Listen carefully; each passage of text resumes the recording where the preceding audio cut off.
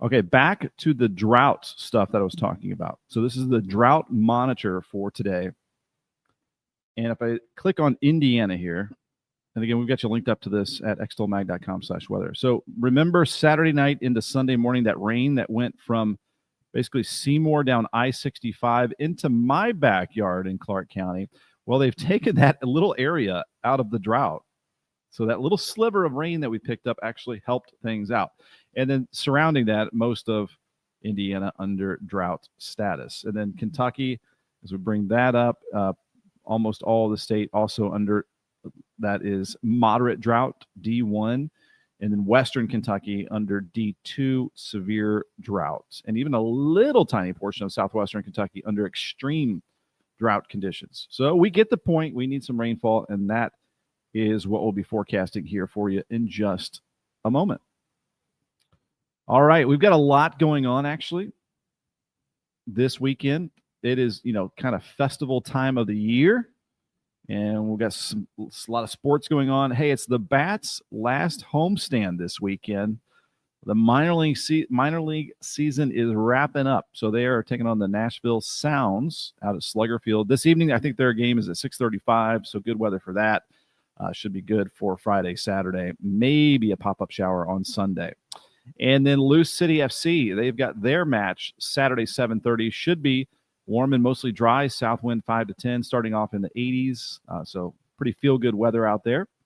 And then the ARCA Menard Series, Kentuckiana Ford Dealers 200 at the Salem Speedway. Let's go racing on the legendary High Banks. Might be heading out there myself. You can meet one of the racers, Will Kimmel, right out of Clarksville. The Kimmel Racing Team will be in that race. You can see them, meet them. They'll have the car out at Menards Friday evening. So a lot going on. Here are your stupid weather jokes. So the first one was actually written by my son Brady yesterday. What is the opposite of a clean god? A dust devil or a dusty devil. Not bad. I made this one up today. What is a cloud's favorite guitar? A Stratocaster. So if you know Fenders, you know the Stratocaster. Not bad. What did the bee say to the flower? You've got to be pollen my leg. There's your free jokes of the day. I'll give them a 6 or 7 out of 10. All right, today's weather history. Back in 1852, a meteorologist way back in the day in England used the first proper name for a tropical cyclone.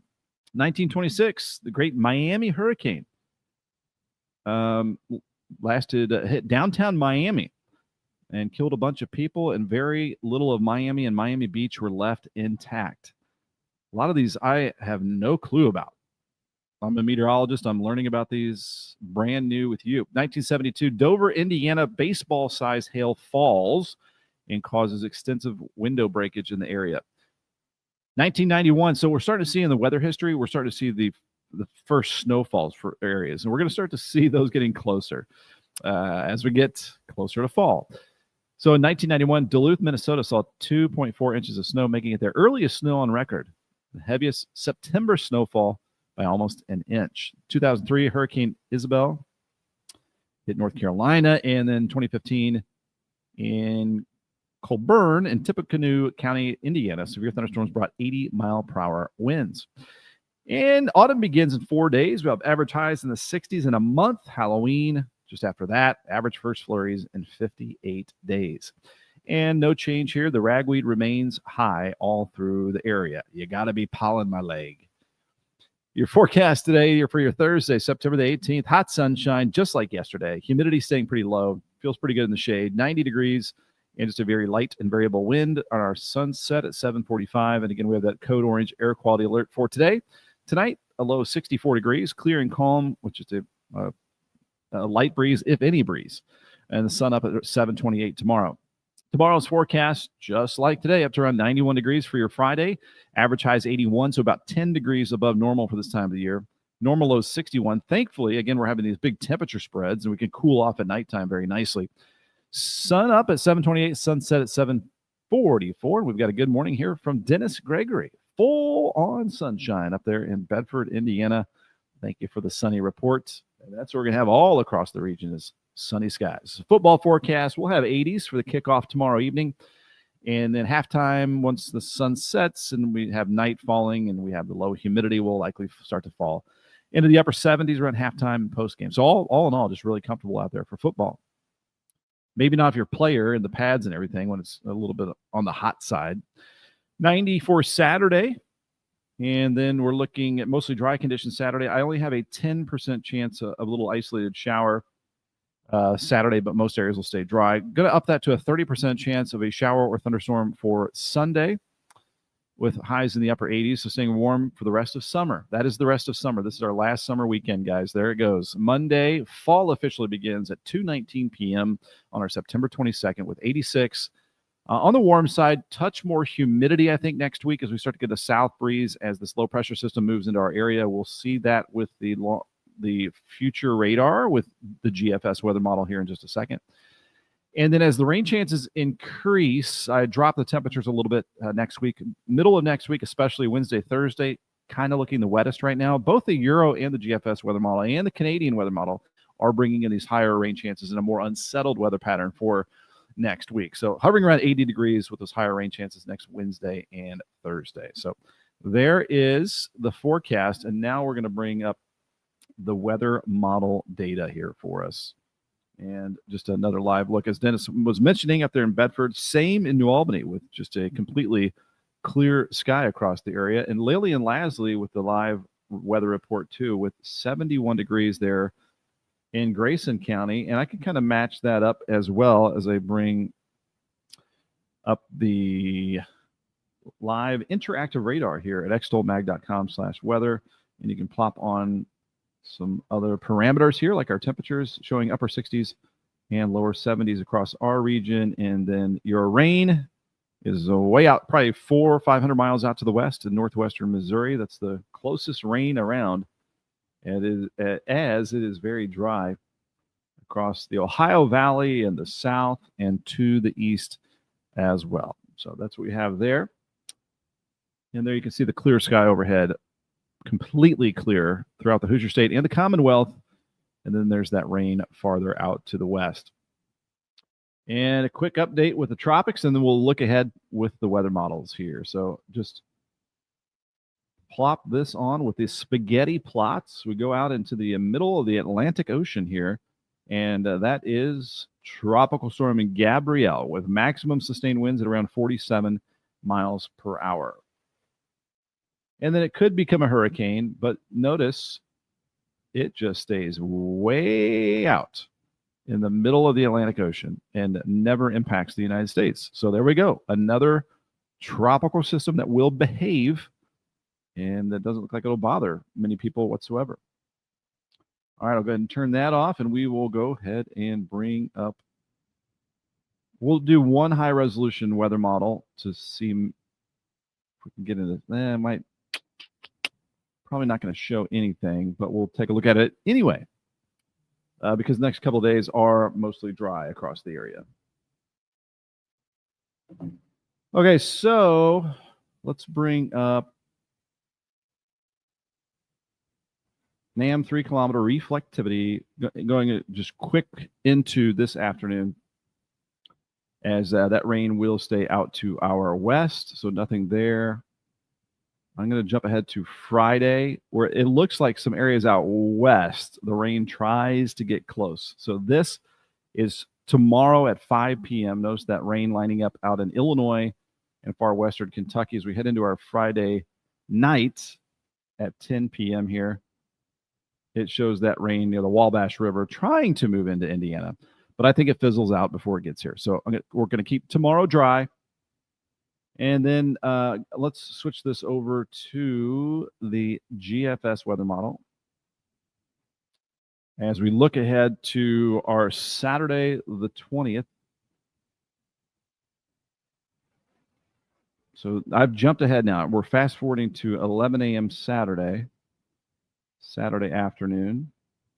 So I've just got a 10% chance of rain going. Notice just a little blip of green. But I think most of your Saturday is going to be dry if you have some plans, and that would be good for the Kentuckiana, what is it, 200, the race at the Salem Speedway Saturday. We got a race Friday too, I believe. Okay, let's go into Sunday. That's when I think we're going to see things changing. We're starting to get a low pressure system moving into the region. And this should give us a chance of a pop-up shower thunderstorm. There you can see that. They might be kind of widely scattered, hit or miss variety, but at least we're starting to see some liquid gold for the regions, that water out of the sky. So there we see the ridge of high pressure that's been keeping us high and dry breaks down. Low pressure begins to move into the region. So that starts to open up the door to some rain chances here for us. That is our Sunday evening at 8 p.m.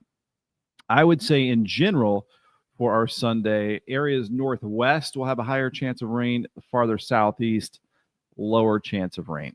In generalmente, in general, that's kind of what it looks like. Now we go into the 22nd, which is our first day of fall. It's not showing much. The Euro has more rain than this, so I just got a 30% chance going for Monday. But Tuesday, we start to see, this is Tuesday the 23rd, we start to see that rain chance increasing, especially just out to the west. And then I'm going to go 40% chance Wednesday the 24th. There you can see the rain chances across the area. This is good to see. Going into the 25th, that would be our Thursday next week, so a week from now. And it still shows some scattered rain across the area. And this would be associated with a trough in the jet stream, a dip in the jet stream. So let's see if we can see this with the, so this doesn't show it as good as I would like, but this would be a low pressure system right here. Oops, let me see if I can bring in something a little bit better.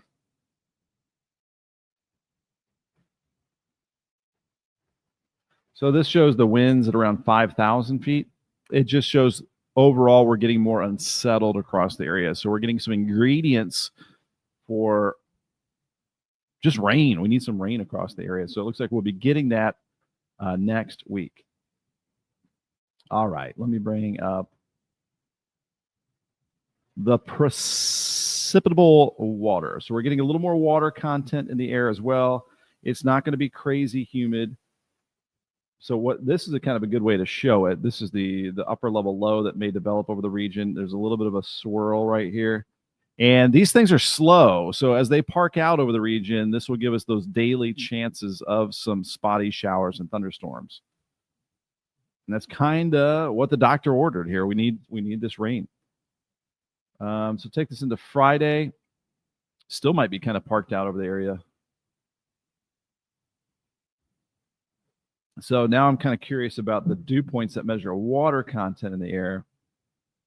So it stays a bit humid. Now I'm going to the 27th of September.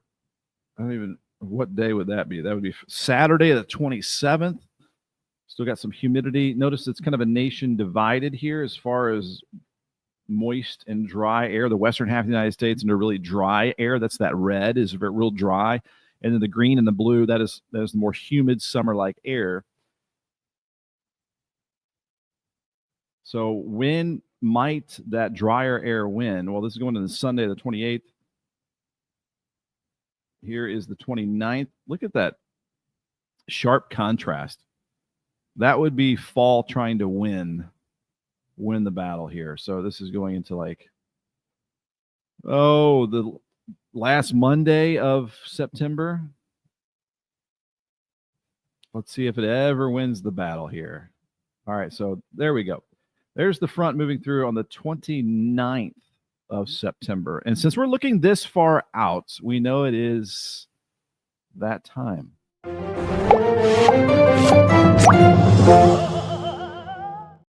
Good old Ben on a limb time. All right, so if we're going to get I think a weather pattern change. Let me try to explain this a little bit better. Break it down. So we've been in drought conditions, really dry September. The weather pattern changes next week with a low pressure system to give us daily chances of rain, putting a dent in the drought. So that's one weather pattern change.